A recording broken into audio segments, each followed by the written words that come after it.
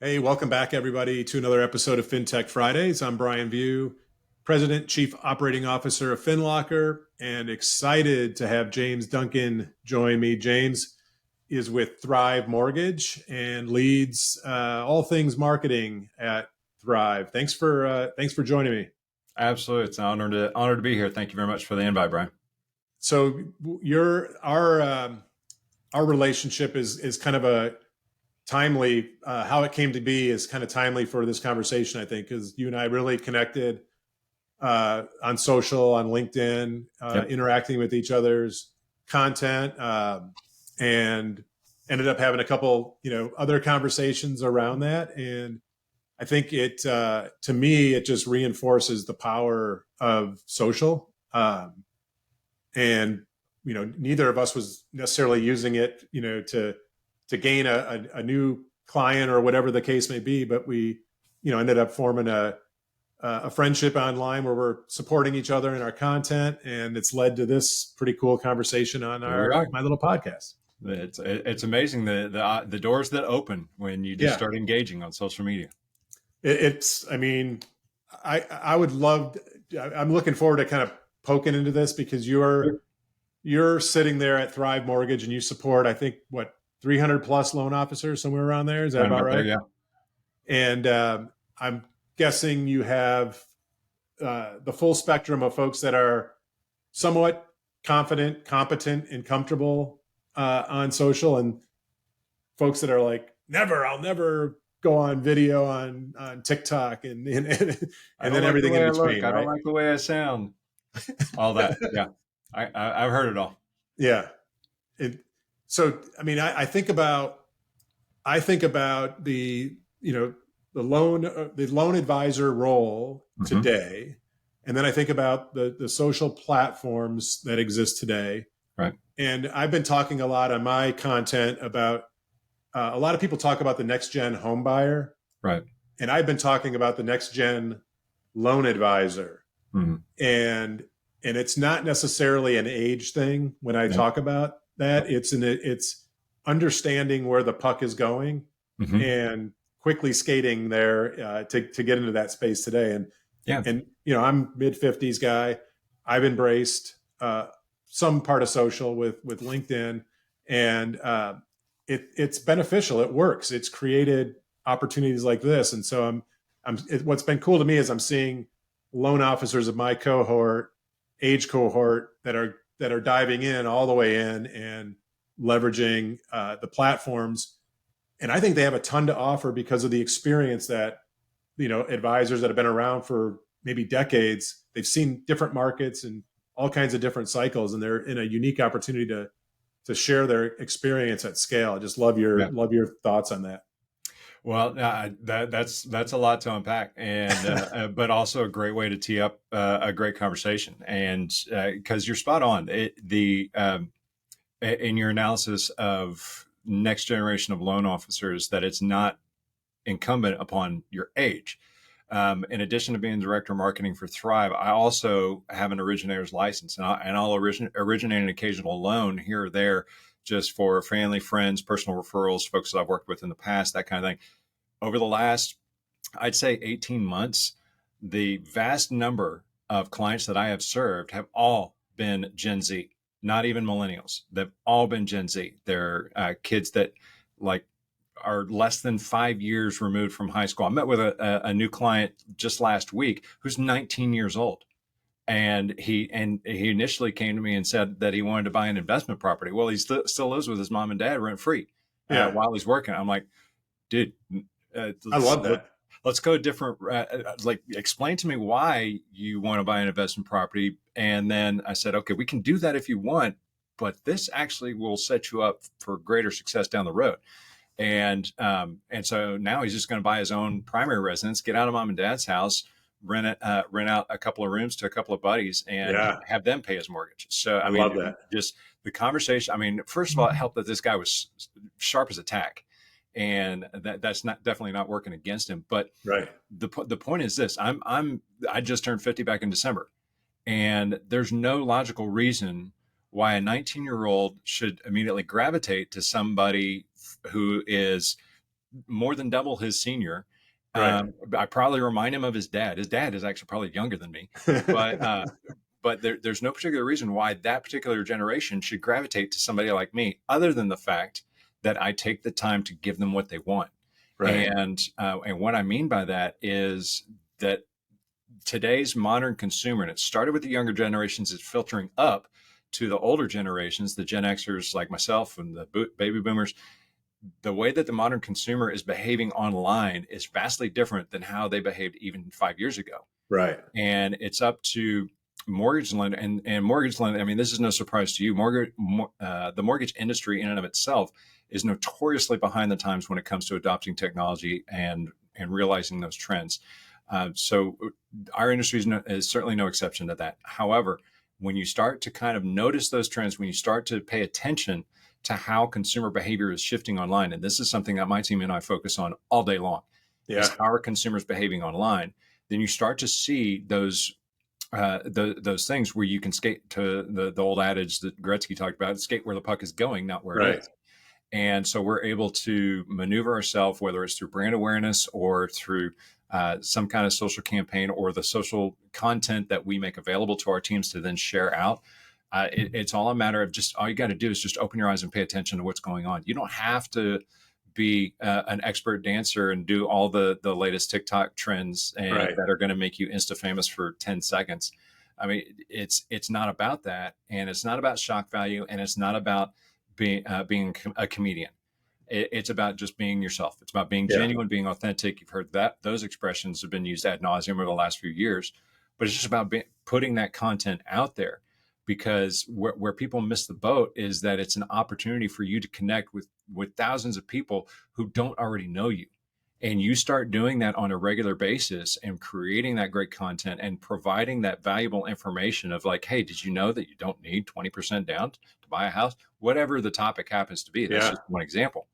But the more you start to do that, that is going to be the best way for you to build your brand in your local market.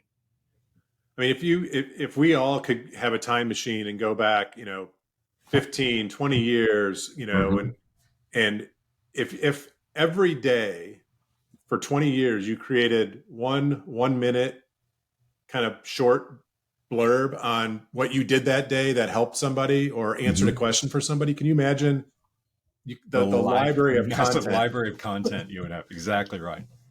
And so we can't go back 5, 10, 15, 20 years to do that.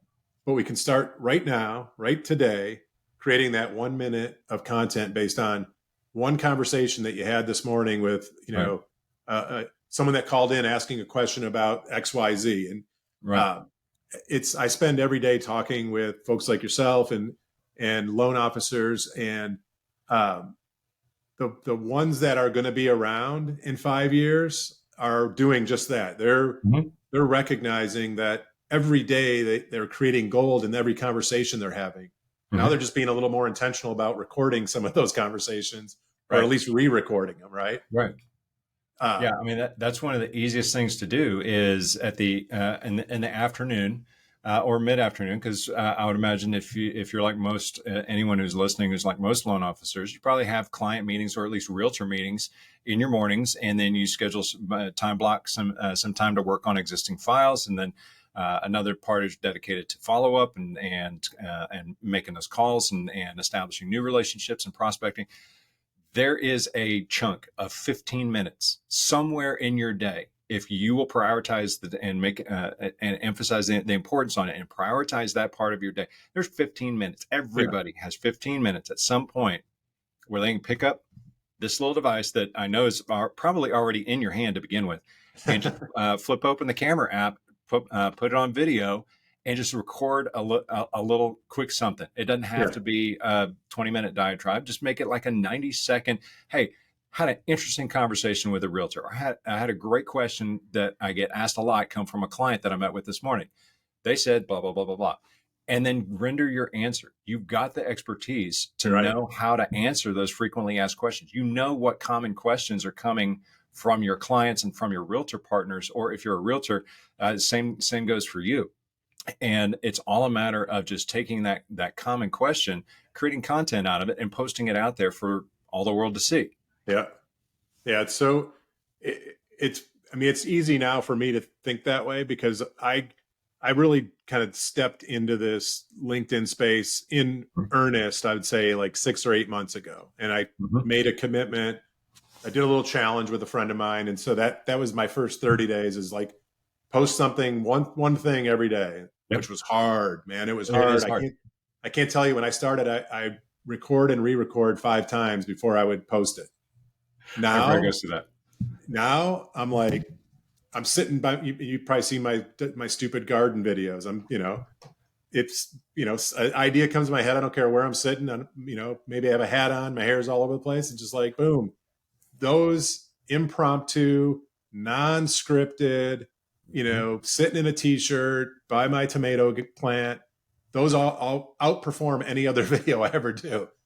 And I think you hit on it. It's the authenticity. It's like, well, this Yeah. has got to be real because nobody in their right mind would just do this. I was going to show up in a t-shirt and shorts and flip-flops and talk major financial strategy to me for 90 Yeah, seconds.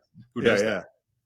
yeah. So what do you like as you're working with your loan officers? Are these the conversations you're having literally with your teams and kind A of lot of helping times, them yeah. get to that space? A lot of times, this is where it starts, at least, because a lot of the times, the folks that come to us and come to members of my team to get help with strategy or thinking, the question that I love the most is the question that'll get sent to me saying, hey, or it's more of a statement and less of a question. It says, hey, I need help building a new brand. And that question always cracks me up, and it usually comes via email. And I wish that they were in the room with me when they say that, because my response is invariably some form of "What's wrong with the one you've got?" Right, And then because what that indicates to me is that they don't really know what they're necessarily asking for, right. because everybody already has a brand, an established brand. Even if you're 6 months in the industry, you've got a Yeah, brand. yep, And so it's all around having the right conversations. I used to be, I think you know this from my background. I used to be a public high school teacher, and loved being a teacher. And I had in my room, I had all these inspirational quotes by various different literary figures or historical figures. But up at the front of the room, there was one sign. It was unattributed. No, there was no indication of who said it. And the statement on that sign was, most times the right question is better than the right answer. And I never said anything about it, but I just kind of left it out the front because I always wanted to see if that would ever foster any kind of conversation with students. One day, one student raised his hand and said, "Mr. Duncan, who said that?" And I looked out, and this was kind of my thing when I was a teacher. I tended to respond to my students' questions with a question because I yeah, just was the kind of teacher I wanted to help them kind of reason their way through to the answer, and or help them come up with the right question to ask. And that was a perfect opportunity. And I said, which is more important for me to tell you who said it, or make sure that you understand what it means? And he smiled and said, "Okay, you got me." He said, "All right, what does it mean?" And so we had a conversation. I said, "Tell me what you think." yeah, And he said, "I think that it means that I just need to get better at asking the right questions so I can get the right information sooner." I said, "Bingo." yeah. And I said it, by the way. That's why I mean, smarter people than me have said that for years. I just kind of put it in that iteration. And so this is the kind of approach that a lot of our folks in the industry need to take when it comes to creating social media content.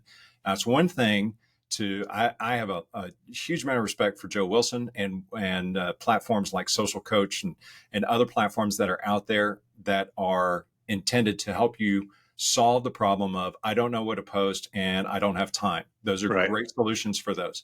But those platforms, in my opinion, Joe might wince when I say this, but it's my opinion. Um, those platforms are really intended, are best utilized as a supplement to the other content that you're producing. Because if you Yeah. look at those platforms, and I was not saying that Social Coach does this or any other platform does it, but if you look at the platforms that are posting on people's behalf, like they're not in control of the content that's going out there. They can't edit the caption text. They can't change out the graphic. They can't choose what content they're going to be sharing. It's just part of an automated schedule, and it's just posting on their behalf. Those posts are far and away the lowest engaged posts out of their entire feed. You know what Yeah. are the most engaged posts? The ones where it's somebody sitting in a bathrobe in their backyard with a garden in the background, and a hat on, and pontificating about something for about 90 seconds. Yeah. Those are the ones that generate the most amount of conversations, the most amount of engagements, and as far as reactions, and lead to some of the best connections that you'll make. It's kind of how you and I kind of got together. Yeah.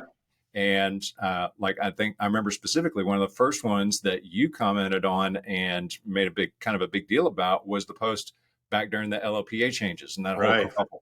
And I was getting tired of seeing so much erroneous information get posted out in the media about what was really happening, that I was just like, I'm sick of this. So I recorded a quick little video, one take, slapped a little bit of editing on it, and then added some captions, and boom, sent it out.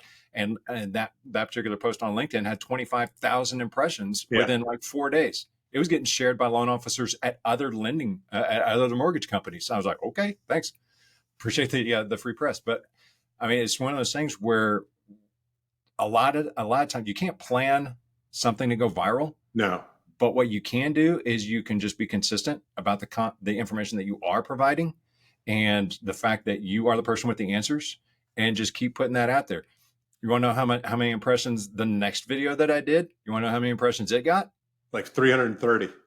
You're actually not too far off. It was like 368, I think. Yeah, And so I've been there. yeah, exactly. And so yeah, is that a little bit of a hit to the ego? Well, that depends on what your focus is. Yeah. If you're going to focus on the vanity metrics, then social media is the wrong game for you to play. Yeah. Because it is a cruel mistress, and it will tease you, and then yank the rug out from under you. But that's not the point. If that cannot be your focus, getting referrals cannot be your focus. Getting more business cannot be your focus. You providing value to your community, that has to be your focus. Otherwise, it's not going to work for you. I love that. Let's go. I want to click a layer deeper, because we hear this term all the time: consistency. Consistency is key. Be consistent. Show up consistently. Right. Right. I know what that means, because I've learned what it means by doing it. And now it's like, if I don't have my X number of posts every day, well, I don't miss, by the way. I just don't miss. I've gotten to a place where it's just not an option. But as you're, teaching and educating your team around consistency specifically, and I guess let's kind of point this more towards folks that are committing to get into this space, right? Mm-hmm.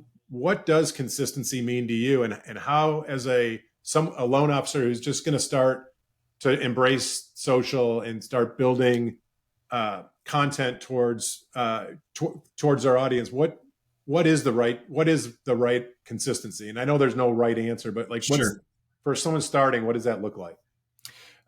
Excellent question. And you might not like this answer, but it's going to hinge largely on the individual and what do they want to get out of it.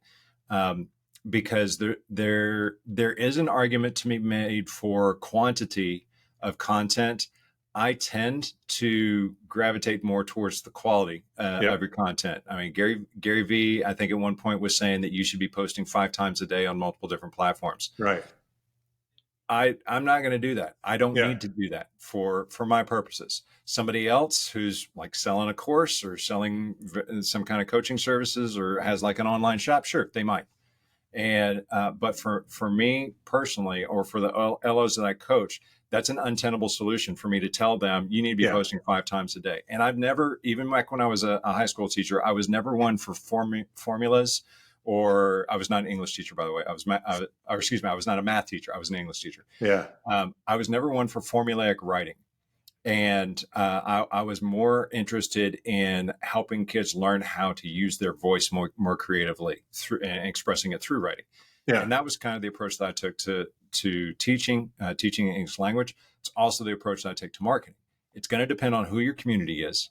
It's going to depend on what you want out of this particular activity. Are you looking to connect with realtor partners to generate more referrals? Are you looking to ramp up your own lead gen activity so that you can be the referral source for your partners?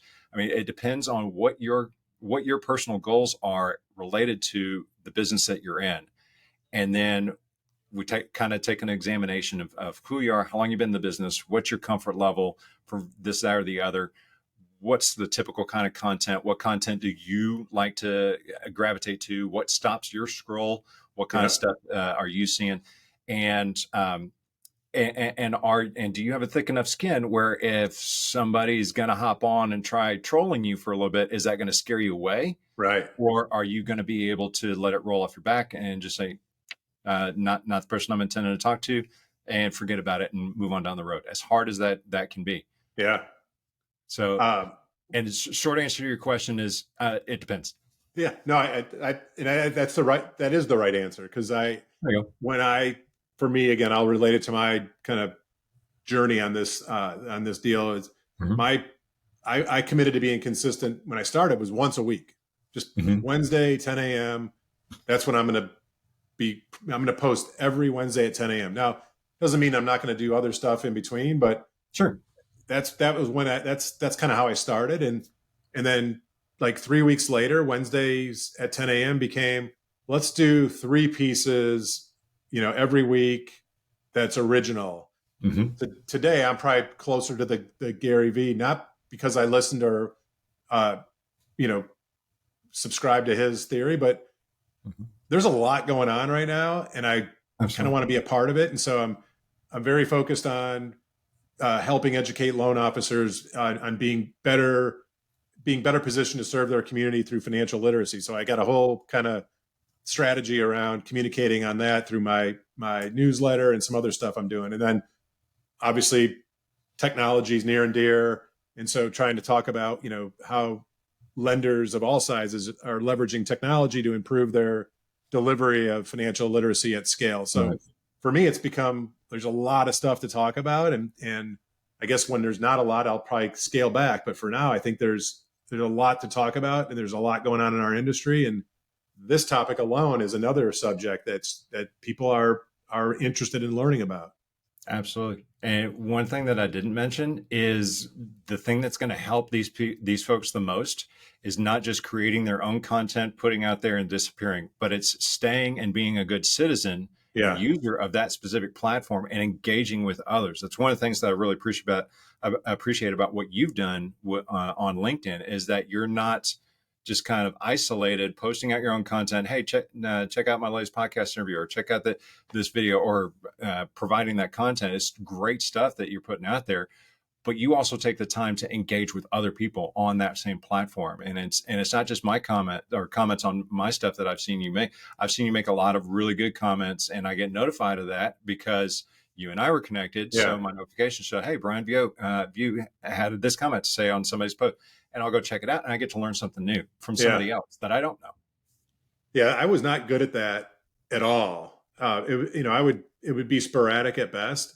And this whole process of creating more content has made me, more intentional about engaging. I mean, I actually put like little calendar events on my calendar to be intentional about it. The good news is I never have to wait for that event. It's happening kind of organically when it can. But there's, people kind of joke, it's like, well, it's not real. It's social media. I'm like, no, there's real engagement that's happening through those conversations. And I'm mostly on LinkedIn. I'm not on, the other channels per se. Sure. But the conversations are authentic. Couple more questions here, because this is like a little bit of classroom for me. So, so you talk a little bit about, you referenced social coach, so platforms in technology, and you Thrive as a large lender, and so you all have a responsibility, and probably you and your team in particular have a responsibility to keep an eye on what's getting put out there by your loan officers. So to some degree, we want authenticity, but we also have to stay within the guardrails so that A, the loan officers don't get themselves in trouble, and B, they don't get Thrive in trouble. Thrive. Yeah, exactly. So, how do you balance that? Because that to me is a little tricky. It's actually not as tricky as some people make it out to be. Think about playing any sport. In order to be competitive at any sport and compete at a high level, you've got to know the rules of the game. You got to know what Yeah. you can do and what you can't do, and what's going to get you flagged or get to whistle blown by a referee. Well, not so much in the NBA anymore, but like all the other sports, Yeah. still play by the long established rules that they've had. As long as you are as long as you are including the right kind of content, as long as you're staying away from those singular words that are Yeah. going to get you in trouble, then it's pretty wide open as far as what you can do.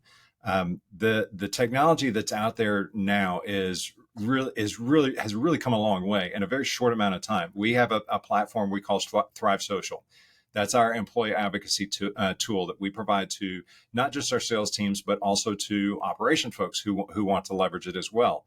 Now, if now we have a way through technology and the advancements of this platform, we've got a way to kind of bifurcate licensed activity versus non-licensed activity. So anyone who's on the operations side who does not have an MLS license for whatever reason, they have their own category of content that they can share out. Likewise, our sales teams has access to a whole lot more content because it's advertising programs or it's talking about rates or Yep. terms or something that would require a license for you to talk about that. And when it comes to the actual assets, we take care of knowing where does the equal opportunity lender logo need to go? Where's the branch NMLS need to go? We take care of all that for them. So the only thing they have to worry about is making sure that they're not saying something stupid like we offer the lowest rates in the industry in the caption text Yeah. and getting us in trouble. While that might be true, there's a whole lot more. When you make that claim, there's a whole lot more that has to go into the caption text. So just knowing what those guardrails are and leveraging technology in such a way that it makes it feasible for you to stay within those guardrails is hugely important. And we have and it also comes with a whole bunch of preaching about the importance of the compliance aspect of leveraging social media. And we preach it so frequently and so often.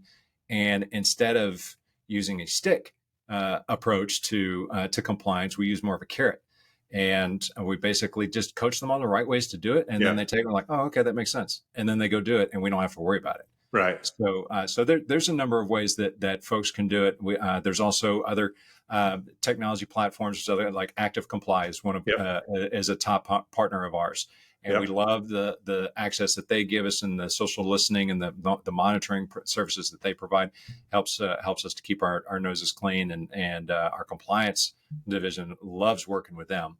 Right. And so I'm sure they don't mind that little bit of a shout out, but it's a great platform and a great tool. So if you've got those things in hand, and for an IMB like us, it's fairly easy to implement stuff like that. For somebody that's maybe in a smaller broker shop, that might be a little bit more of a challenge, but just because of the Yeah. money that it costs to sign up for stuff like that. But there's still ways to do it.